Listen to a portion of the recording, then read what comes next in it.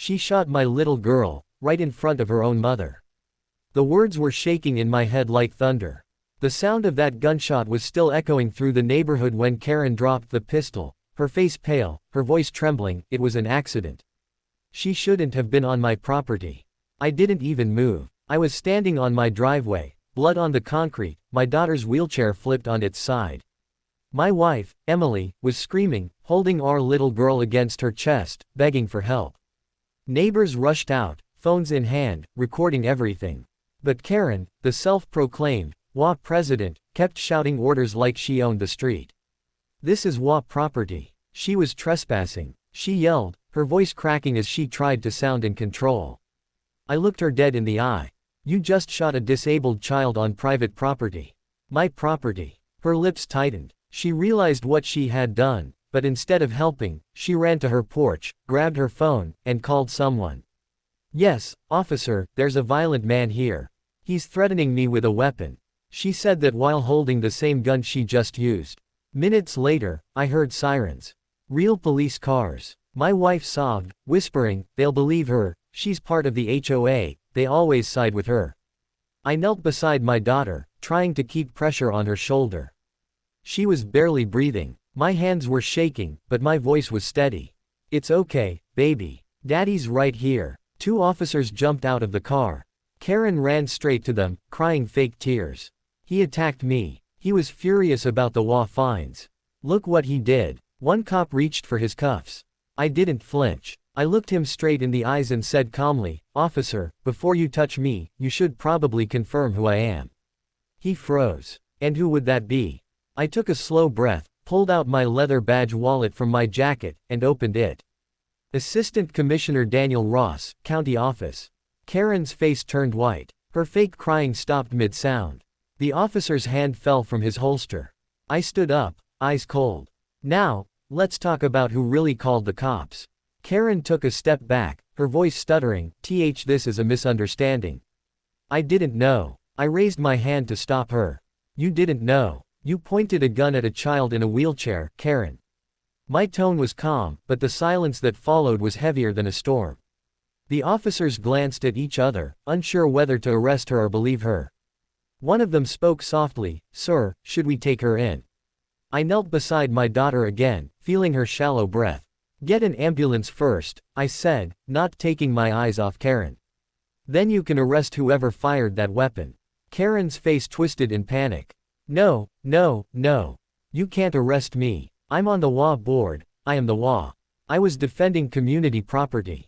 Emily, my wife, stood up slowly, her face wet with tears. Community property. She snapped. That's our driveway. Our home. You tried to push my daughter off the sidewalk last week because her wheelchair left marks on your precious curb.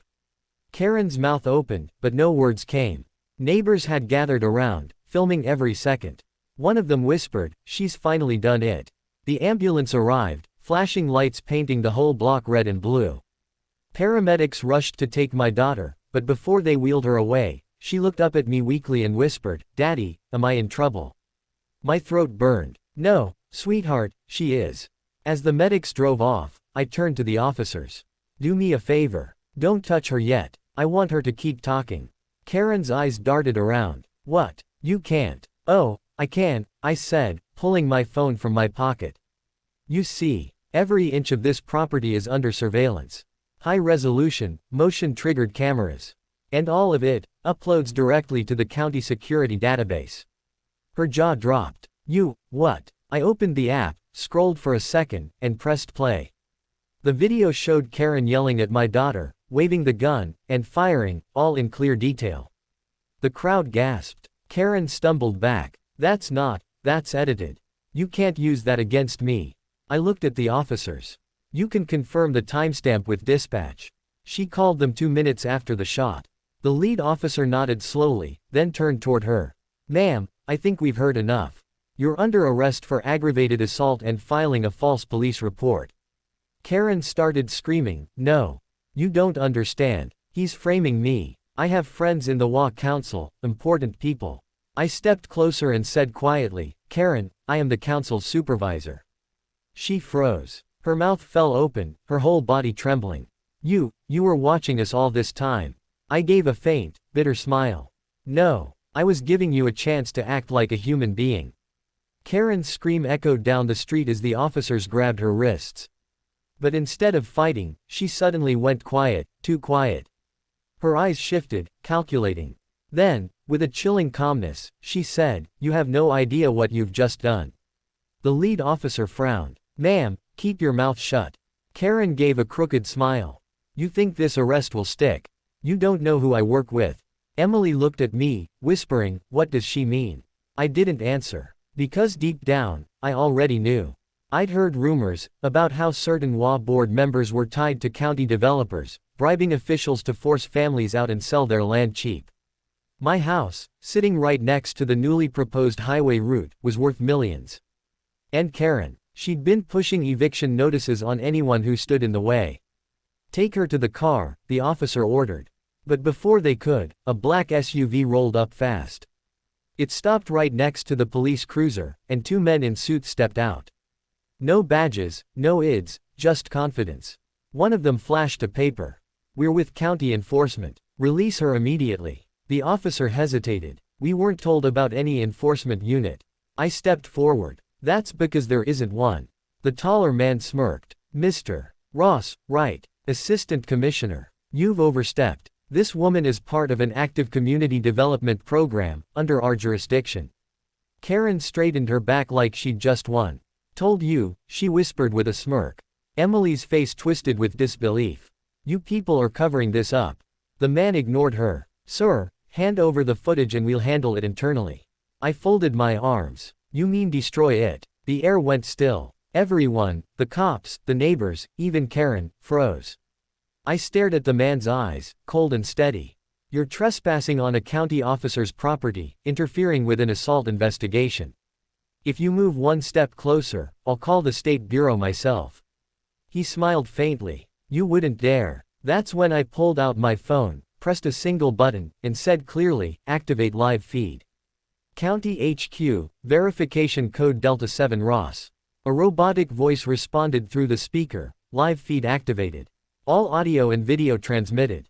The man's smirk disappeared. The officers straightened instantly. Karen whispered, What did you just do?" I looked her dead in the eyes. "I just made this public record." Her face turned pale. The men in suits exchanged glances, then backed off. "This isn't over," one muttered, climbing back into the SUV. I watched them leave, heart pounding, anger still burning beneath my calm voice. "Oh, it's far from over," I murmured. "Now it's my turn to dig." That night, I didn't sleep. The flashing red and blue lights were gone, but their echo still lingered in my head. Emily sat on the couch, hands shaking as she held a blanket that belonged to our daughter. "What if they try something again?" she whispered. "They won't," I said quietly, staring at my laptop screen. "Not after what I found." The security feed was still uploading, but I'd already accessed something deeper. Internal documents Karen had carelessly left in her open drive. Meeting notes, property lists, and confidential memos. Every single file pointed to the same thing, a land grab scheme. The HOA wasn't protecting the community. They were forcing out families, claiming violations, then selling the land to a private developer, the same one Karen's brother owned. Emily leaned closer, horrified. "She's been evicting people for profit." I nodded. "And anyone who refused got harassed, fined, or reported." I scrolled further, finding a folder named Priority Removals. My name was at the top of the list. My jaw tightened. She wanted us gone months ago. My daughter's wheelchair ramp violated aesthetic policy, that was her first excuse. She didn't care about the rules, she cared about the land under our feet. Before Emily could respond, my phone buzzed. Unknown number. I put it on speaker. A man's voice came through, low, calm, and threatening. "Mr. Ross, you're playing a dangerous game. Drop the charges against Karen, delete the footage, and walk away." I recognized the voice. Deputy Director Howard, my own superior at the county office. My stomach turned. "You're protecting her." "It's bigger than her," he replied coldly. "This project has federal eyes on it. Don't get yourself involved." I let out a slow breath. "You just made it my problem." Click. The line went dead. Emily looked terrified. "Daniel, What are you going to do? I closed the laptop, grabbed my jacket, and said, I'm going to end it the right way. The next morning, I walked into the county building. Everyone looked up when I entered, the assistant commissioner who suddenly became the center of a storm. I carried a single flash drive, plugged it into the main conference monitor, and hit play. On the screen, Karen's video. Her firing the gun. Her screaming at my daughter. The men in suits interfering. The HOA's documents and transactions scrolling one after another. Gasps filled the room. Howard stood up, furious. Turn that off. You can't present classified. I cut him off. It's not classified anymore. It's criminal. He froze. I looked around the room, voice steady. Every piece of evidence is already mirrored to state and federal archives. Anyone who touches this cover-up will be exposed by morning. There was silence. No one moved. Then I said the line that made even the reporters gasp later that day. You can buy land, you can buy silence, but you can't buy justice. The news exploded like wildfire the next morning. Every major outlet ran the headline. HOA President arrested for assault, tied to county corruption scandal. Footage of Karen being escorted out in handcuffs flooded every screen. She didn't look like the powerful woman who once barked orders at neighbors. She looked hollow, eyes darting as reporters shouted questions. Emily watched from the hospital room, holding our daughter's hand. She's finally paying for it, she whispered. I nodded, but something in me didn't settle. Because when you've worked inside the system long enough, you know justice isn't always as clean as it looks. Later that day, I got a call from the state attorney's office. Commissioner Ross, we've confirmed your evidence. Multiple arrests will follow. But you should be aware, Karen made a statement. My grip on the phone tightened. What kind of statement? She claims she was working under orders, direct ones. And she mentioned your name. I froze. My name? Yes, sir. She said you signed off on the original land use expansion documents 3 years ago, the ones that made her neighborhood part of the redevelopment zone. My chest went cold. I remembered that file, a routine approval buried in a stack of zoning requests. I never knew what it was used for afterward. But Karen had taken that same approval and turned it into her weapon. The attorney's voice lowered. She's claiming you started the whole thing, even if you didn't know it. Emily looked at me as I slowly set the phone down. What's wrong? I whispered. She's trying to flip it back on me. Before I could think further, another message popped up on my phone, an encrypted file from an unknown address. The subject read, "You're not the only one who recorded everything." My heart raced. I opened it carefully. It was a video, grainy, timestamped the night before. It showed one of the suited men from the black SUV standing in my backyard, planting something near the fence. Emily gasped. They're framing you, Daniel. Seconds later, there was a loud knock at the door. 3 sharp bangs. Then a voice, "County Police. We have a warrant to search the premises." I looked out the window, a swarm of officers. But these weren't the same ones from last night. They looked different, more aggressive. Emily whispered, terrified, "What do we do?" I took a deep breath, eyes steady on the door. We don't hide. We show them the truth before they bury it. I opened the door slowly, hands raised. The lead officer glared. "Daniel Ross, you're under investigation for evidence tampering and obstruction." But before he could finish, my phone buzzed again. A live notification appeared on screen, from my daughter's security camera in the hospital. A hooded man had entered her room. Emily gasped. "Daniel," I whispered, "they're going after her." Without another word, I ran. I ran through the hospital corridors like a man possessed, my shoes slamming against the floor, my heart louder than the alarms blaring behind me.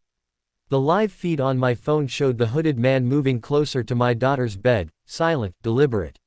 Emily was right behind me, crying out, "Daniel, please, hurry." When I reached room 312, the door was half open. The room lights flickered, and for a split second, I saw him, the same tall man from the black SUV. He was disconnecting the IV line, whispering into a small earpiece.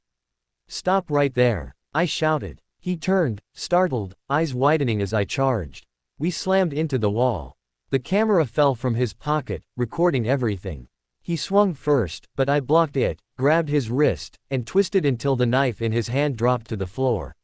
He hissed, "You should have kept quiet, Commissioner." I pushed him back against the window. "You came for my child." He sneered. It's just business. The HOA wants clean exits. No witnesses. Before I could respond, Emily screamed. My daughter, pale and weak, whispered from her bed, "Daddy," that one word broke me. I shoved the man hard. The glass cracked, and he stumbled back. The hospital security rushed in seconds later, tackling him to the ground. His earpiece rolled across the floor, still transmitting. I picked it up and spoke directly into it. Whoever's listening, this is over. Everything's recorded. Every file, every name, every bribe, already sent to federal oversight. There was silence on the other end, then a voice, cold and calm, replied, "You just declared war on the wrong people, Ross." I smiled. Faintly. No, I declared war on corruption. That night, the FBI stormed the HOA headquarters. Karen, still in custody, watched in disbelief as agents raided her office. Files, computers, financial records, everything was seized. The developer, her brother, the county officials, all exposed. News channels looped the footage for days. My statement went viral nationwide. I didn't fight for my community to watch people like her steal it from under our feet. Emily stood beside me on the courthouse steps, holding our daughter's hand. The bandage on her shoulder peeked through her sweater, but she smiled, the kind of smile that said she finally felt safe. Reporters shouted questions. One asked, "Commissioner Ross, what happens to the HOA now?" I looked straight into the cameras. It's being dissolved. From now on, no one decides who belongs in this neighborhood except the people who live here. As we walked away, I heard a faint commotion behind us. Karen, in handcuffs, being led out one last time. She stopped, turned toward me, and said with a bitter smirk, "You think this makes you a hero?" I met her eyes. "No, it just makes you accountable." She laughed once, hollow and broken, as the officers took her away. Emily squeezed my hand. It's finally over. I looked up at the fading sunset, the air calm for the first time in months. "No," I said softly. "It's finally right." The camera zoomed out, the family walking away together, the house behind them marked as secure property, and the faint sound of my daughter's laughter returning. Final viral line. Some people fight for land. I fought for the truth, and I won.